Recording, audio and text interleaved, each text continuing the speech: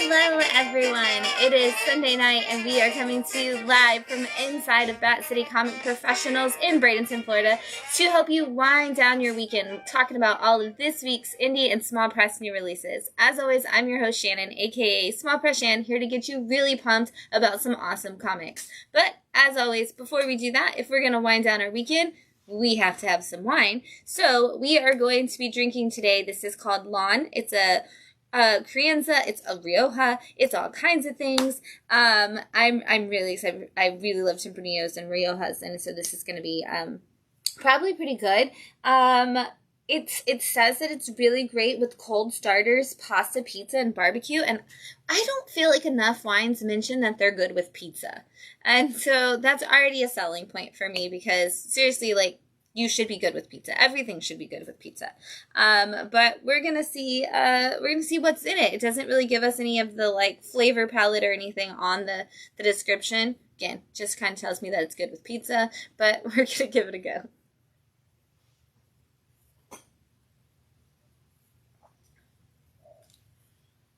Oh wow.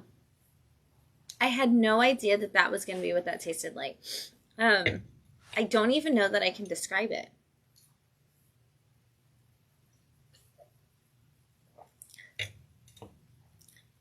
Matt, what am I drinking? I don't know. It has a sweetness, but not too sweet. Like a natural sweet. Yeah. Yeah. And, like, it's got a little bit of, like, a spice to it. Like, I mean, it's got a spice to it. You can feel the spice, like, roll off the back of your throat. Yeah. I really am like, it's not, like, there's not, like, usually we're like, wow, that's really, like, plummy or really blackberry. It's like you almost, like, the fruits kind of just are grapes and are blended, and I don't, like, it's a part of a certain type of grape. Obviously, it's Rioja, it's type of a certain part of grape. But, yeah, I literally am like, I have no idea, but it's good. It's very fresh, too. Like, it's got, like, like, if you told me it was bottled yesterday, like, I'd be like, wow, that's fair.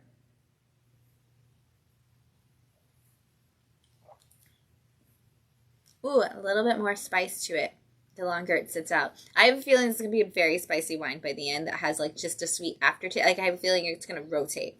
And the spice is going to be the more powerful taste, and the fresh, like, fruit taste is going to be on the underneath. I definitely see why you would pair this with pasta or pizza, though, because it does seem like it would go nice with a red sauce. But I'm going to keep drinking it to figure out what I'm drinking, but it does taste good. So if you're up for an adventure, the Lan Crianza Rioja is definitely going to be one worth tasting. You can honestly, like, even like the smell, like I was trying to smell it to see if the fruits like stuck out. And even the smell, it just tastes like fresh, like I'm like holding a thing of grapes in my hand.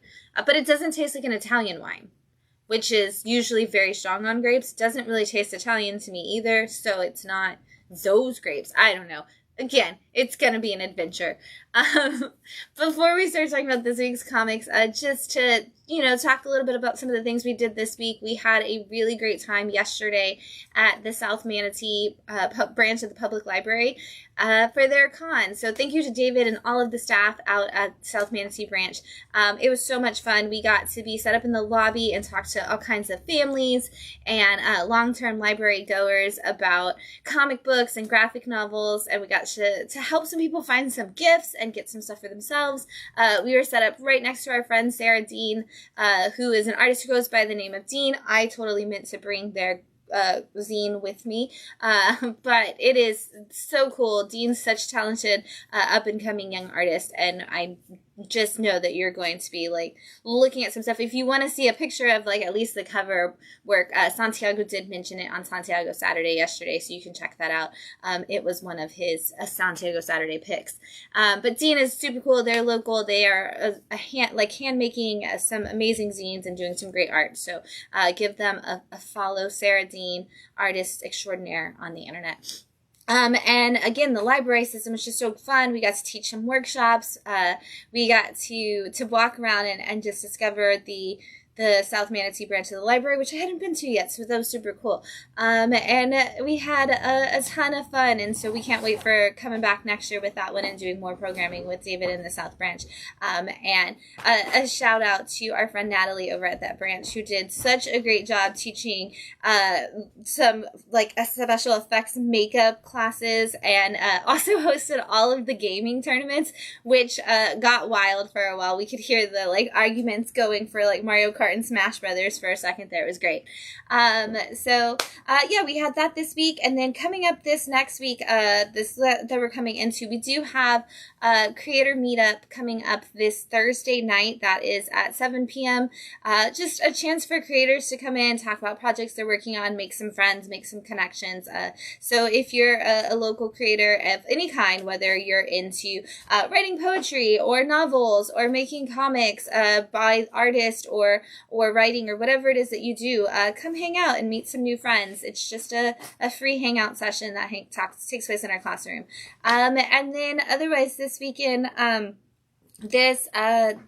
we are launching the February calendar this week. February is I can't believe it's already February. February is a crazy time for Bat City, so there's a couple of things that are coming up. We'll be posting them probably tomorrow, so you know what's going on. But the most important thing to put on your calendar, if you've got time and you're looking for a great last-minute vacation, Matt, myself, Santiago, and our artist in residence, Adrian Prudhomme, will be setting sail on the inaugural, aka first ever, San Diego Comic-Con, The Cruise. That is going to be February 5th through the 9th. It's coming out of Tampa, so all you Floridians, it's a great place to go. And it'll be going from, It's a week from Wednesday. It's a week from Wednesday. Yeah, I was like, I don't know what you're trying to say. Yes, it is. That's why I said last minute vacation if you're looking for something to do. It's going out of Tampa, going to Cozumel, coming straight back into Tampa. It's from Wednesday to Sunday, so you know, if you care about sports, you'll be back in time for the Super Bowl. But it is going to be wild and crazy. Tons of cosplays, tons of special guests. We are the official comic book exhibitor on the ship, so you're going to be able to get some comics from us if you're on that. We're going to be facilitating some CGC signings and things like that, so it's going to be great. We're very excited. I cannot wait. It's just going to be so much fun.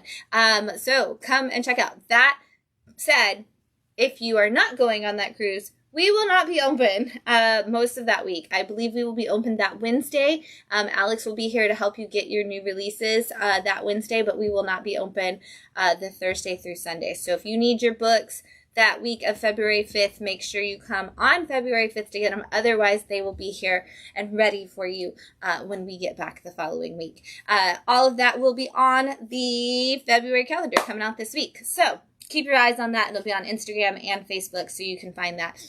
But until then, we're going to talk about the books that came out this week, because there wasn't very many. So we're going to get you excited about the ones that did happen in case you didn't get a chance to read them.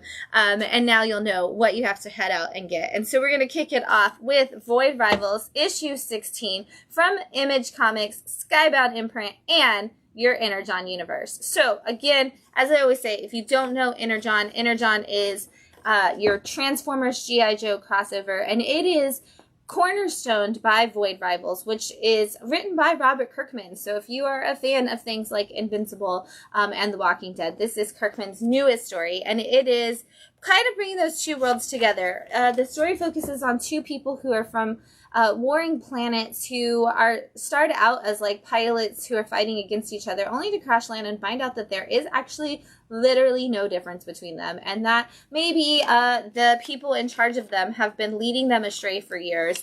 And now they're kind of trying to help start rebellions in each of their home planets. And it's not going very well, as you might imagine. And so we've seen a little bit of teasers for the fact that the G.I. Joe and specifically some of the Cobra people are connected to the story. Now we've seen a couple of Transformers. We're also starting to figure out that this planet might be, these planets might be some really big homes of Energon, the actual energy force that the Transformers need, and that the Cobra and like the Destros, the Mars people, all of them are after. And so there's going to be a big impact of what happens in Void Rivals in your Energon universe. I know a lot of people who didn't start here and were reading Transformers and G.I. Joe, and then we came back and were like, I was supposed to read Void Rivals, wasn't I? I think I need to grab that. And so don't miss out. If you're not reading it yet, it's just a nice supplement that kind of does connect, doesn't connect, just enough to give you a good story. But,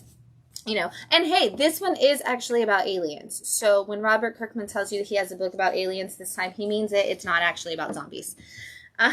We've got World Tree, issue 12 from Image Comics. This has been a big like sci-fi thriller from James Tynion that has been going on for a couple years now, and I think a lot of people kind of forgot that it was happening for a minute there because he had a really long break, so I'm very glad that it's back. But if you don't know World Tree, basically there's a dark side of the internet called the Undernet, and it causes people to go crazy and do lots of very bad things. And we've been seeing this woman who kind of shows up when the bad things are happening and is like, lean into them, accept them. And we've never really learned much about her. And finally, for the first time in this issue, we are actually going back to the 90s, and we get to see her as a teenager and the connection she has to the group of people who have discovered the Undernet and who have been working on World Tree to keep everybody safe. We kind of get to see that story, and we get to see what shaped her and what led her down the path. You know, we always talk about like villains are, you know, are made and usually not born. And so it's like, how was this villain specifically like created? And we get to see that. And we get kind of left where he could just go straight back into the main story, or he could give us even more about what it is that changed everything about this girl's life. And it's been kind of fascinating because it's almost completely done wordlessly. A lot of like the pages like are just her looking into things. She's a very silent, forgotten character, and she doesn't really talk in the main part of the story. So it's interesting to see that that's something that she carried with her and not something that came out of whatever happened to her. But you do get to see a little bit of that as this goes into it, and kind of those first little moments of realizing like, the internet is bad. So check, it's back. World Tree's back. If you haven't started it yet, get some trades and catch up, because it's a lot of really crazy twists and turns. We did it for book club. Everybody loved it. We've got Iptas from the Abyss, issue 7 from Oni Press and the relaunch of EC Comics. This is a horror anthology based off of some of the original horror anthologies that EC was putting out back before the Comics Code Authority. And we've got 3 stories in this one. The first one is a story called Prohibition from Cullen Bunn that is about a guy who is just a complete and total drunkard, a lush, and he is trying to get the bar to give him some drink that's from some Prohibition barrels that are just kind of decoration. And when the barkeep denies him, he breaks back in at night to get himself a drink. And it is not just booze that's in those barrels. And we get to see how that plays out for him and the comeuppance that he kind of deserves. That's the big thing about, you know, EC Comics, is that you always get to see people kind of gets what's coming to them.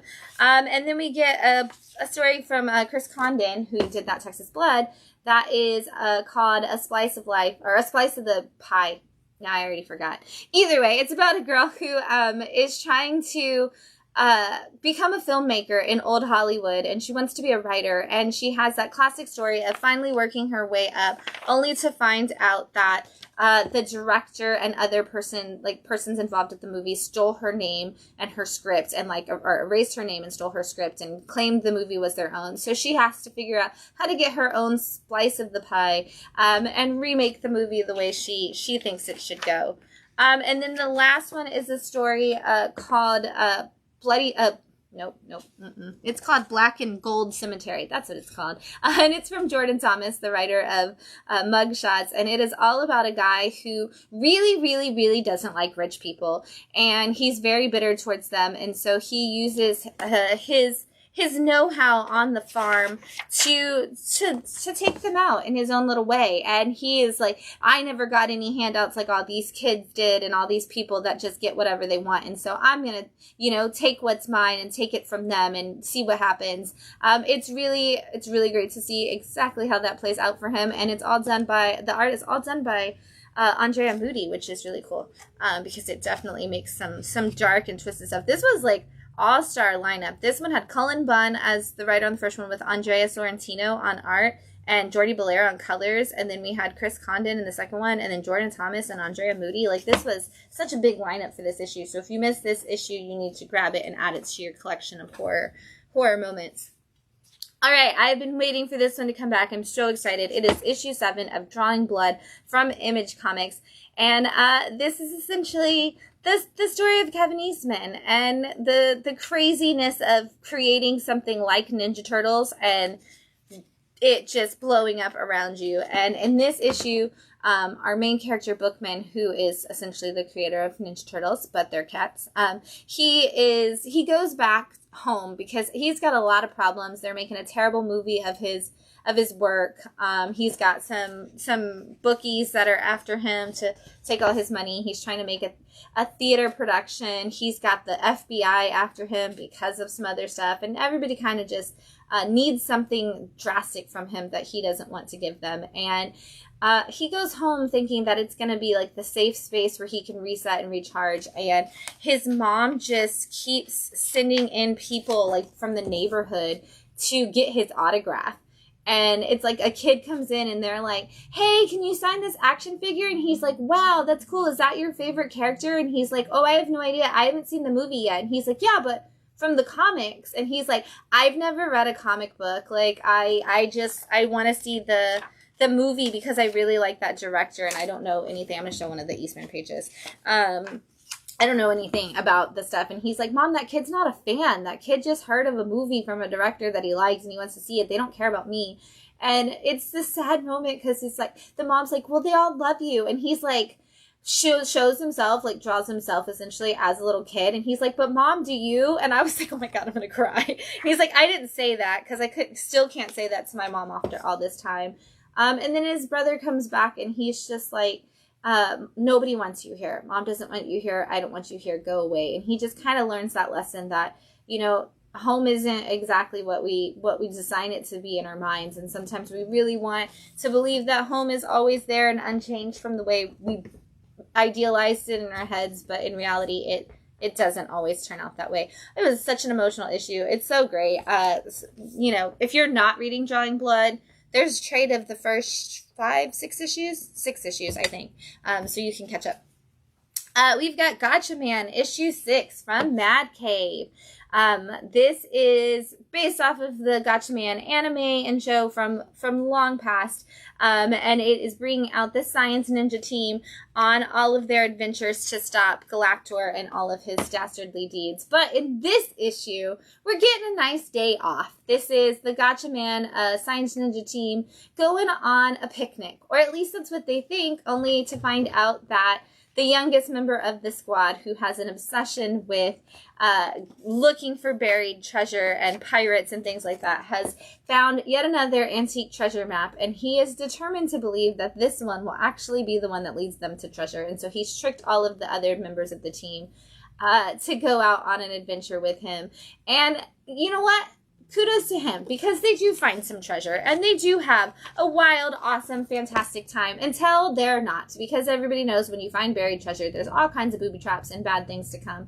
But it's just a fun, honestly, if you want to get to know the characters and have a good experience, but you don't know anything about Gotcha Man, and you're not sure if you want to jump into the book, this is the issue to grab, because it just gives you a little bit of every single person's personality type, gives you a little bit of their powers and their skill set, but it's also just a fun little one-shot of, hey, like, we're having fun. Like, this is that filler episode that when you're watching the TV show, you'd be like, oh, I just want to go back to what's happening. But as a comic book fan, you're like, that was cute. I love it. It's great to see them do something different and take a break for a minute. So check it out. Creep Show, issue 5 of volume 3 from Image Comics and Skybound, but not the Energon universe. Do not get confused. We have a couple of stories in this one. The first one is from Ed Brisson, and the second is from Cami Garcia. The first one is called Tent Revival, and it is all about a woman and a man who met on an online dating site. He is super into camping, and she's like, oh my god, why are we actually going hiking and camping? Like, I didn't think anybody put that on their profile actually meant it. And they go out into the woods, and while they're out there, a mysterious woman shows up, and she says her friends are on their way, but she needs to have a conversation with them while they wait. And they have some friends show up, and it gets a little crazy, and who those friends are and how they are connected to this special retreat. You are going to find out as you read along. It is great. I was very excited to see how that story played out. And then the second story is Prized Possession, and it's very Good Son-esque, because we find a family that moves into a new house, and the older daughter absolutely hates that the younger daughter gets everything she wants. And she is determined to make sure that she suffers for it very, very, very much. And after the suffering reaches its pinnacle, we see suffering continues beyond just the one sibling and into the others. And the cycle of horror continues as the story moves on. So if you just want some quick thrills and chills, this is definitely one that's got 2 great stories in it for you to check out. The Tin Can Society, issue 5 from Image and the Giant Generator, which was imprint of the year at the Batastic Awards, I believe. So that's Rick Remender's imprint at Image Comics, and it is bringing out some fantastic stories, and this is definitely one of them. Tin Can Society follows a group of friends who were all very close when they were kids, and they had this group name, the Tin Can Society. They had put together for themselves, kind of defending the fact that they were all the nerds who had nobody else to rely on. Well, they got tons of different directions in their adulthood, and now one of the members of their group, who had been very notably famous for some inventions he made, has been murdered, and they feel like they're the only ones who can piece all the parts of the puzzle back together and solve the case. And so they have been kind of coming together and doing their own research into what other things was he secretly up to, who was he still associated with, who could be hateful of him, and what is going on. And each of them kind of knows a different part of this man's life. Like, none of them fully know him anymore, and so they have to work together, which is bringing them back for the first time. And I love it because we have no idea either. This isn't one of those books where you got to see it happen, and then you're like waiting for them to piece it together. You actually have no clue, and so you're watching as they put it together. You're kind of trying to help them decipher what each person's thoughts and processes mean. Night Watcher, issue 5 from IDW and Teenage Mutant Ninja Turtles. This is a side story to the Ninja Turtles universe that is happening right now. And so much like the Jason Aaron Teenage Mutant Ninja Turtles, it's kind of bouncing out of what just happened with the last 150 issues. And so this is following along as a vigilante is trying to keep Mutant City safe from all of the dangers, and most of those dangers have been humans who don't understand the mutanimals of it all. But in this issue, our vigilante, who you can see on the page, so I guess it's not a spoiler if I talk about them by name, it is one of our newest friends in the Turtles world. It is Jenica, who is our Night Watcher, and she is having to deal with the fact that, like, this bear, who was a bear at one point, is now like an evil kingpin crime boss kind of thing, and he is trying to take her out because he does not want the Night Watcher interfering with all of his plans.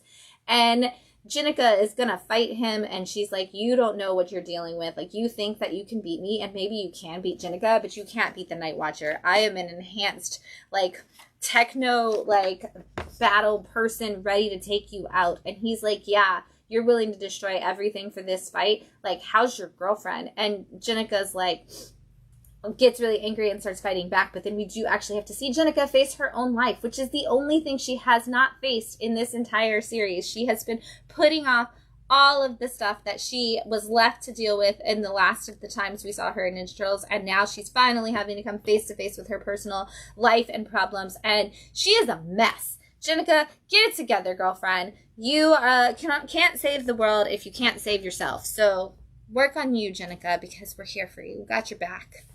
All right, we've got Null Hunter issue 4 from Image Comics.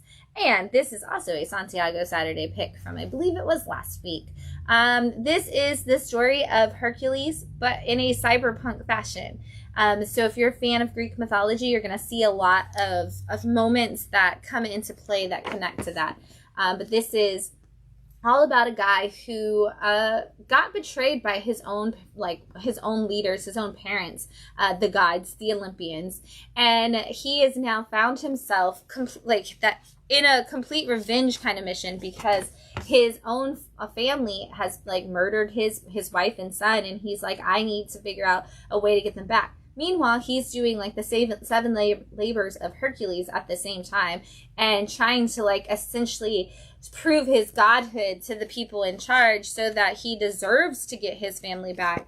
And in this issue, he has been trying to hunt down the people he needs to take back on this one mission to the gods. And he ends up running into his old general named Phil, which I love because, again, Hercules story, Greek mythology, that is the trainer of Hercules.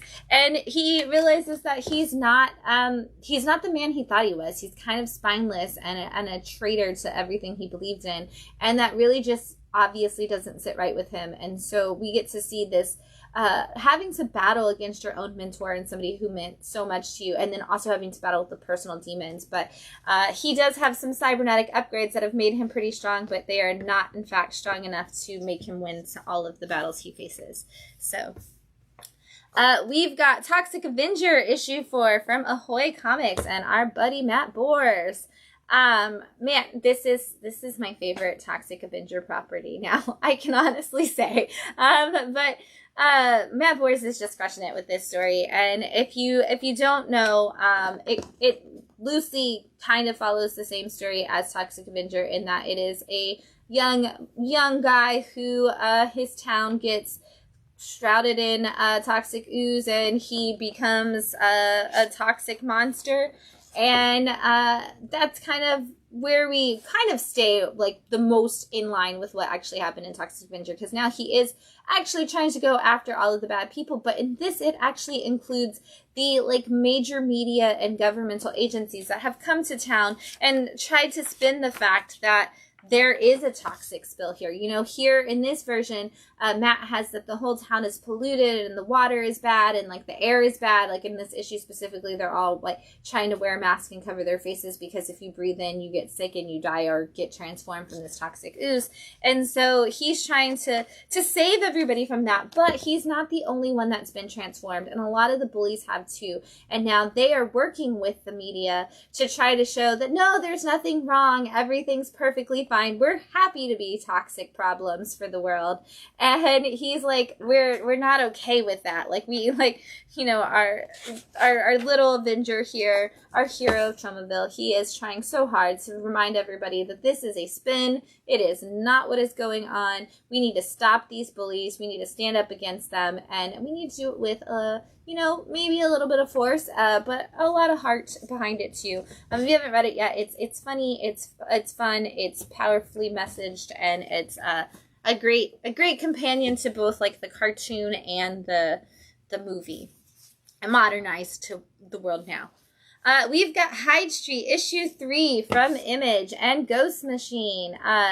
This is a Christmas issue, and I don't care. I know that they had some delays on this, and I still don't care because it's so good. It's such a great issue. Hyde Street has been definitely a fan favorite here, and it's easy to see why every time.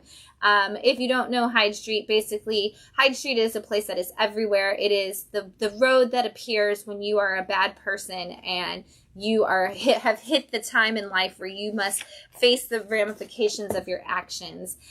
Suddenly you find yourself on that road. And in this issue, we see a guy who dresses up like Santa Claus to break into houses and steal things, a la the Grinch. And in it, he not only does that, but he tells a kid some really mean things about Santa Claus that really ruins his whole Christmas. And So we get to a team up of people trying to stop him, because if you know, we've got our little friend who is been working really, really hard to try to be the best at collecting souls, because it's like if you collect enough souls for and make them suffer, you earn your way out of Hyde Street and back into like the afterlife, or maybe even back to the real world. And so Mr. X-Ray is trying to make his way back to the world so he can get his family back, but he is stuck not actually doing a good job of like collecting souls, because he doesn't really want to like hurt people, and so he is getting lessons in this issue on how to be a better collector.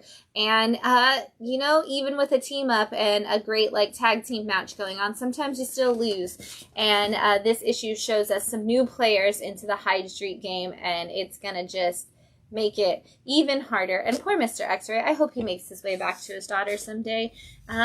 You know, be a better person, everybody, or you'll end up on Hyde Street, apparently.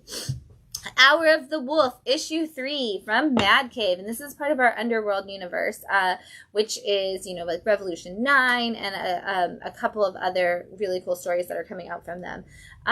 So Hour of the Wolf is connected to one of my favorite Mad Cave universes for the most part, which is the Woven Heart world, but very, very loosely. If you don't know that, it doesn't matter. This story follows a woman and her children who, or her child, who are dealing with the fact that her husband, who got a like haunted painting and became obsessed with it, has gone crazy and is not alive anymore. But she's come to try to get rid of this painting, and now she and her daughter are trapped in the house, and the evilness of the painting has come out, and she's trying to deal with it with the man who says that he can save her because he's part of the Woven Heart Society. Go team, read Woven Heart if you haven't yet. And she's like, okay, that's great, like that's wonderful, get us out of here. Well, now they're trapped into like the other side of the painting, and they're having to go through all these obstacles to make their way out of it. Meanwhile, her child, who she thinks is asleep but also can't get to because she's trapped in this painting, has been approached by the 2 children in the painting, who are also loose and are trying to get the child to free them completely, without actually explaining to the child what's going on. And so there is a lot of darkness that is about to be unleashed on this world, and it is only going to get worse as it gets better. We have a limited amount of time, which I love, because I always tell the kids in the workshop, like, when you set your problem, like, come up with a win, like, how long do you have, because it makes it more intense. And he keeps reiterating in every issue, like, they can only appear from this time to this time, like they have to be back by this time, or like they're trapped in your world, or we're trapped in their world. And so I love that they keep repeating that, because I'm like, yes, see, now it's intense, let's go. All right, we've got Hexiles issue 3, also from Mad Cave, and this is another like crazy wild story coming your way. It very much, if you enjoyed the Infernals, this is from Image. This is a great one to be kind of similar in companion style to that, because we have a bunch of adults who find out that they all have that they have a dad that they've never met, and they're invited to the funeral because he has passed away. And they're like, okay, and when they get there, they realize that their dad is essentially a demon, and that there's also 6 of them, and they have to, I believe it's 6, 1, 2, 3, 4, 5, 6, and they have to basically accept that their job is their souls have been sold to the devil, and they have to do the work of Satan, or they're gonna die, essentially. And they're like, no, but that's not gonna happen, like, we didn't sign up for this isn't fair. And this like demon that's their handler is like, well, it doesn't matter because your dad sold all your souls, like. And in this issue, we finally figure out how and why the dad did that, and how we didn't know that all of these kids existed. And so it's really cool, because we get to see stories of the dad and like his pathway to becoming this demon that he is, and the selling of their souls, and how they're all trapped in this. But each of them kind of has a special power, and it's like, you can use that power for evil, or you could use that power for nothing. Those are your only options. And so we're going to see what these kids actually end up deciding, and how they get out of this, or if they do actually become like a suicide squad for the devil, essentially. All right, we've got Sherlock Holmes, the Dark Detective, Claws of the Chimera, issue 3 from IPI Comics. If you like Sherlock Holmes and like the novels, you should be reading this comic. This comic is literally just a Sherlock Holmes novel with pictures attached to it. It's a illustrated novel. It's so great. I mean, look at this. You can see how much text there is on these.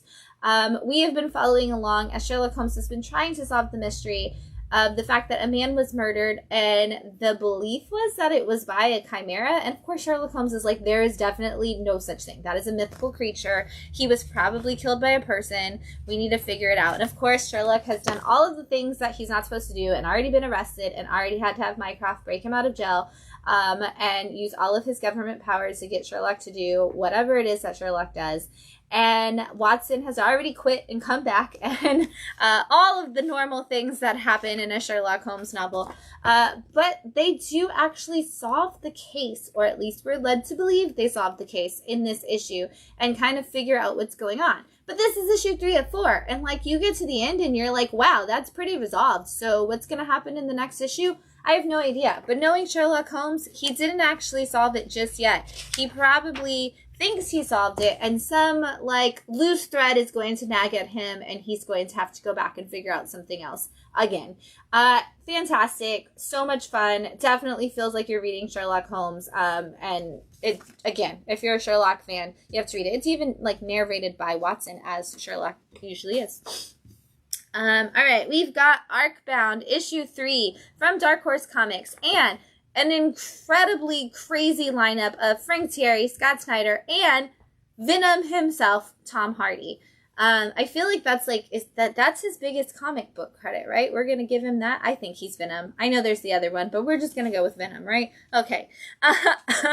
This is the story of a man who is also in the future and very cybernetically enhanced, and is he was supposed to be one of those enforcers that the government sent out to kind of do all of their like dark and dastardly things, and he realizes he doesn't like that. He doesn't think that like they're sending him into places and they're saying like, oh, this is a war zone, you need to deal with it, and he gets there and he's like, these are peaceful people, why are we doing it? So they attempt to kill him, and he is obviously still alive, and now he is out for revenge, and now they are sending bounty hunters after him to kind of stop him. And in this issue, we have like the best of the best bounty hunter finds him, and she's like, I'm going to take you out, only to be double-crossed herself. And now she's like, whoa, wait a second. And that's like in like the first half of the book, don't worry. She's like, whoa, wait a second. Whoa. I'm the best of the best, and now you people are double-crossing me. Like, that's not how this is going to play out. And so she and him have to kind of team up and join forces to see if they can stop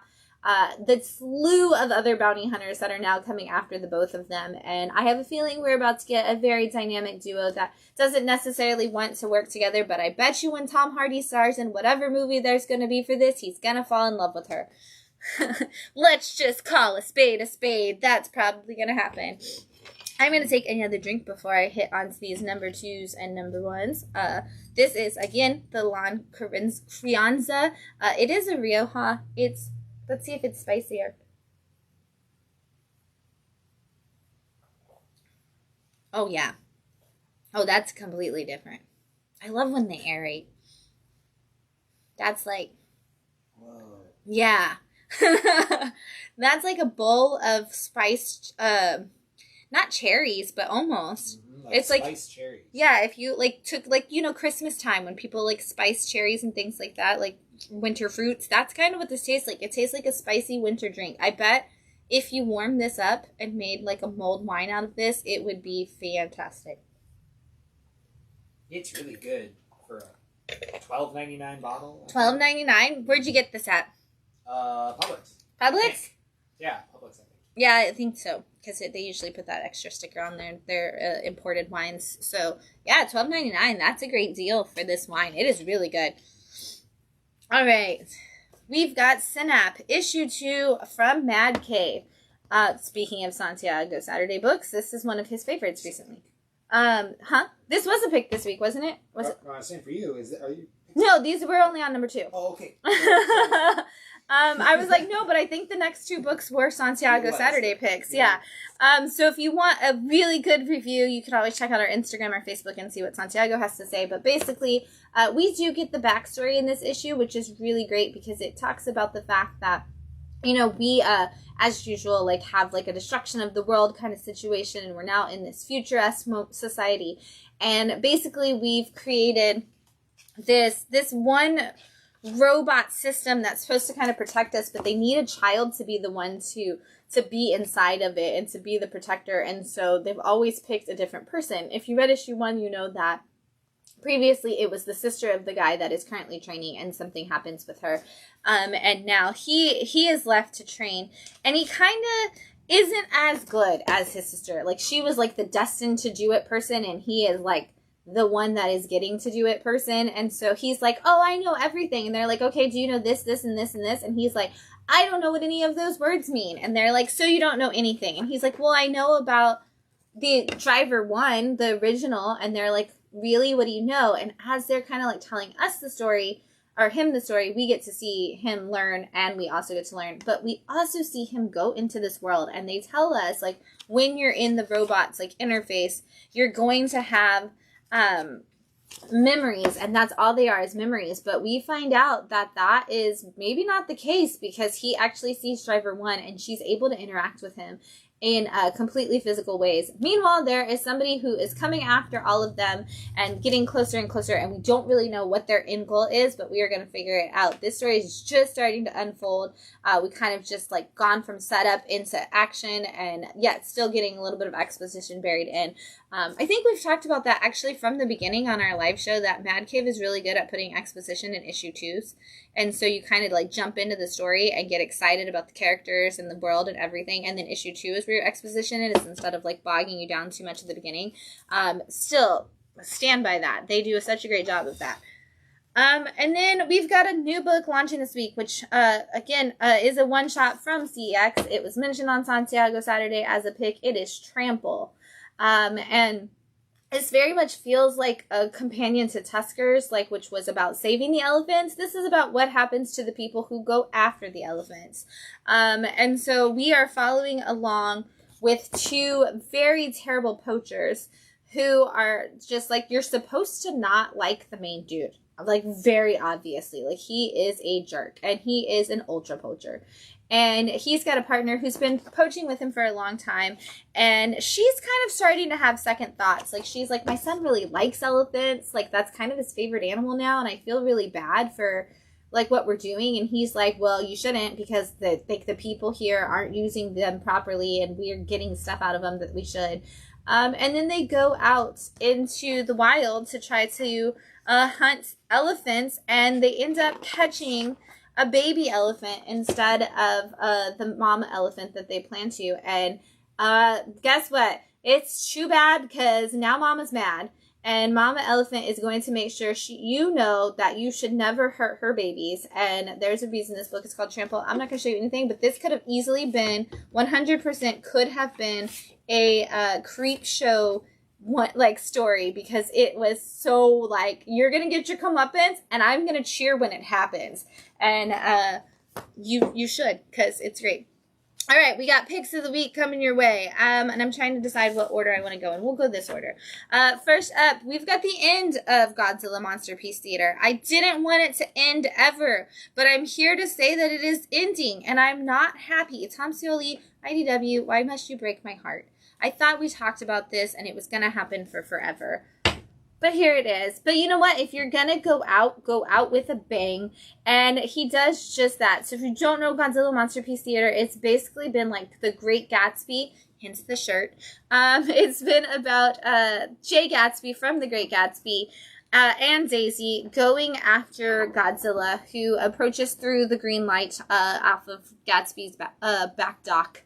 In issue 1, and they have been trying to kind of stop him from whatever is happening. And they teamed up in the past with a bunch of public domain characters, and in this issue, we've got some new problems to face, because now we have Dracula involved, and Dracula doesn't just come with Dracula. If you're going to Universal Monster, you're going to Universal Monster. And so we get the Mummy, we get Frankenstein, we get the Wolfman, and we get them all turned into, where is it? Man, this art is so good. But I gotta show you now that I brought it up. Yeah, that's right. We get them, like, kaiju size. Whoever thought I really need kaiju size Mummy and Wolfman and Frankenstein's monster and Dracula? I didn't. But you know what? I did. I did need that. And I needed them to have to go against Ultraman version of Great Gatsby. Like, you're gonna make Jay Gatsby like a kaiju-sized Ultraman, whatever you want to call him, to battle against all of those things? Yes, sign me up. I'm here for it. It's fantastic. These 3 issues are definitely worth picking up. They're so good. Tom Scioli is, you know, one of the best cartoonists. He's so good. He always has, like, the best, like, crazy concepts, and the way he puts them all together, always fantastic. So good. Make sure you grab it. It's only 3 issues, so grab it. And you want to grab it in single issue form because there's fantastic covers. You always get like the novel cover with it, or you can get like the art of what's happening in the book issue. But so good. You gotta get it. And I think all 3 issues maybe were picks of the week. I don't know, but it should, because they're so good. Check it out, guys. This is great. And again, Great Gatsby to go with I had to wear my shirt in honor of the book. All right. Speaking of things that I just love that turned into comic books, we have the Patchwork Girl of Oz coming out this week from Image Comics. I'm really excited. Image has had so many creators who, especially like Scotty Young, taking on the Oz world, and I'm glad to see Otis Frampton doing this really great adaptation. In fact, like, he even has L. Frank Baum's letter that is at the beginning of the book about how, like, oh, there was a gap in the stories because Ozma, the ruler of Oz, blocked communication from the earthly world to this, but we were able to reach out to Princess Dorothy and get some communication. And so we get to go into the story, and we are following along with, oh my gosh, what is this kid's name? I can never remember. I know it's his uncle, and he is named something. I can't remember. But anyway, we've got a little boy and his uncle, and they live out in the middle of one of the forest, and they're way out past the main part of Munchkin Land. And so they have nothing, and except for the bread that grows on the tree, which honestly, please give me a bread tree. That sounds amazing. But even the bread that they're growing isn't ripening fast enough. And so they're at the point where they're like, we haven't seen people in forever. We don't have any more food. We're almost out of bread. He's like, Unc, we're gonna have to go somewhere. Maybe we need to go to Munchkin Land. And Unc's like, no, you're too young. We don't need to do that. And he's like, I think we do. I think we're gonna have to go travel. And so they go through, in this issue, they start on their journey towards Munchkin Land. And if you've ever traveled through Oz, you know that there's so many places and so many things that you're going to come across. And in this one, they end up at the very home of a crazy wizard who is not the Wizard of Oz, who is working some magic and doing some crazy stuff in his home. And he seems to have a connection with Unc that we're going to probably learn about in the next issue. Again, we haven't even gotten to the Patchwork Girl yet. That story is still to come. But this is one of the original Wizard of Oz stories adapted for us. There are 41, technically, Wizard of Oz books over the course of the time. And so we're going to get to see this. But if you don't know how big the world of Oz is, there's a map. And I love books that give me maps. And I love maps of some of my favorite, like, fantastical places. Like, if somebody wants to make me a antique-looking map of this, I'm not going to be mad at it. I love the world of Oz. But it's got everything you need to know. And that world is so much bigger than just Emerald City, Munchkin Land, and the Winkies place where the Wicked Witch lives. There is so much more to that. And it does actually label it all on there. Again, great for kids. It is a young reader. It's got very simplistic words. It's got the dyslexic-friendly font. So good. You're going to want to grab it. And, sorry, Spelunkers, be prepared. Probably going to be reading that at some point. All right. And then lastly, 7 Years in Darkness is back with issue 4 of Year 2 or Volume 2 from CEX Publishing and Joseph Schmalk. And this, again, that's one of those books that's always going to be here when we get to this conversation about, like, best books on the shelf. But this is Basically a very, very dark adult version of Harry Potter. This is about a world where there are a bunch of magical families, and each one sends their representative to this school to learn magic, and they spend 7 years in this underground magical place to learn magic, and most of them die. And 7 of them will come out as the new magic leaders of the world. And seriously, the rest will probably die. And so we have reached we're reaching the point where our mages, as they're called in their first go round, are now starting to hit the point where they will be named enchanters. And because of that, their family members are actually invited to come and speak to them. And so we get to learn a little bit about the families for the first time. We get to see about 3 or 4 of the different parent groups, and we get to see the way they interact. And there are some shady people in this magic world. We've got this like one lady who is obviously very much like our Narcissa Malfoy, Lucius Malfoy kind of character, who is very dark and like, oh, well, my bloodline's better than your bloodline kind of terrible human being. And there's some stuff going on with her. We get to see one of the parents who's actually a grandparent who just seems to have like the happiest heart towards everything. And then we get to see a very sad story about a parent who would go to any lengths to see his family's bloodline be successful and have his child just be able to be a magician in this world. So again, dark, creepy, great storytelling, and you get to look at Joseph Schmock's beautiful art the whole way through. If you haven't read it yet, you need to, because it's just fantastic every issue. So, all right, those are our books that are in it, you know, our small press indie books that came out this week. We did not get any Diamond comics, so that's why there's no Boom or anything like that. So they will be added into next week's stream. So that, don't worry, they're here to come. All right, we still have a couple of books in stock just to talk about them. I'm talking about that last because it's my favorite to look at. But we've got What If Galactus Transformed? This time it's Rogue. If you ever wanted to know what it would be like if Rogue was the Herald of Galactus, there it is, right there for you. We've got the TVA issue 2. Power Girl hits issue 17, and I think that might be the end, or it's about to be the end of Power Girl. Yeah, we've got another issue at least. Okay. We've got Iron Man issue 4, and something is going on with Scarlet Witch, and I need to know what it is. Green Arrow issue 20. DC Horror Presents, this is issue 4 of 4, so that's the wrap-up of DC's horror anthology that's been going on. Black Hammer Spiral City issue 3. Black Canary Best of the Best issue 3 from Tom King. This has been so good so far. It's such a great, unique take on a Black Canary story, as always when Tom King writes something. Detective Comics 1093, Catwoman issue 72 with our sweater weather variant. I have never said that right in all of the years they have been doing that. G.I. Joe Real American Hero issue 313, The Flash issue 17. Justice League Unlimited issue 3. Oh my gosh, if you are a Justice League Unlimited fan, you should be reading that. Metamorpho, the Elemental Man issue 2. If you want to get pumped for the new Superman movie, you need to know some Metamorpho.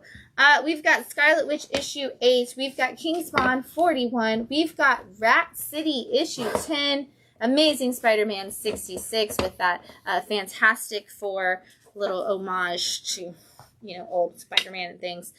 We've got Star Wars, The Battle of Jakku, Last Stand, issue 4. We've got TMNT, The Best of Nobody. I don't know who Nobody is. I gotta read this to find out, because I feel like I missed a Teenage Mutant Ninja Turtle character that I should know. We've got Helverine, issue 2. We've got Wonder Woman, issue 17, also Tom King. We've got Mystique, issue 4, and Uncanny X-Men, issue 9. And we have Ultimate Spider-Man issue 13, and look at that crazy foil. Also, this has been my favorite cover of the week because we've been talking about how it looks like Kraven is Nosferatu in the new Robert Eggers movie, and which is great because Kraven was Aaron Tyler, whatever his name is. Aaron Taylor Johnson. Thank you. Thomas was in my mind. Aaron Taylor Johnson is in Nosferatu, and now and played Craven, and now Craven looks like Nosferatu anyway. So it's been a whole fun experience for us all week long, and that crazy cover for you if you need some foil Spider-Man in your life. We've got Criminal. This is Volume 1 and a reprint of Criminal from Ed Brubaker and Sean Phillips, and you definitely want to check that out if you've never read it. I believe the TV show is coming to Prime this year. We've got Spider-Gwen, the Ghost Spider. This is the whole thing from the most recent run. It is Spider-Gwen, Ghost Spider 1 through 5, and material from Web of Spider-Man #1, all the 2024 Stephanie Phillips run. Masters of the Universe Revolution. If you missed that series, now you can catch up on the whole thing. We've got Revelations in the Wink of an Eye. And this is Jeffrey Lewis's insane musings on Watchmen, from conspiracies to stupidities. If you ever just want an extra look at Watchmen, it's always fun to see what educational essays and things like that analysts do. And then we've got Volume 2 of Project Cryptid from Ahoy. This is everything from Florida Man to Jersey Devil, in some fun Ahoy style stories. So if you need a great anthology of cryptids, you're definitely gonna love that. Ooh, and that Bigfoot mirror, the Sasquatch mirror window issue that is on the cover, so good. That's all we have for you this week. Remember, we've got a creator meetup coming up Thursday at 7 if you want to meet other local creatives, talk about projects you have going on, things like that. Come on out and hang out with us. This Wednesday, new comic book day, lots of new books. We'll be here on Sunday to talk about them all with you when we wind down your weekend again. Book those tickets and join us on San Diego Comic-Con Cruise February 5th through the 9th. You can still join us. It's going to be wild, awesome time. But wherever it is, we see you next. Until then, have a great weekend, or a week, I guess. And happy reading, everyone.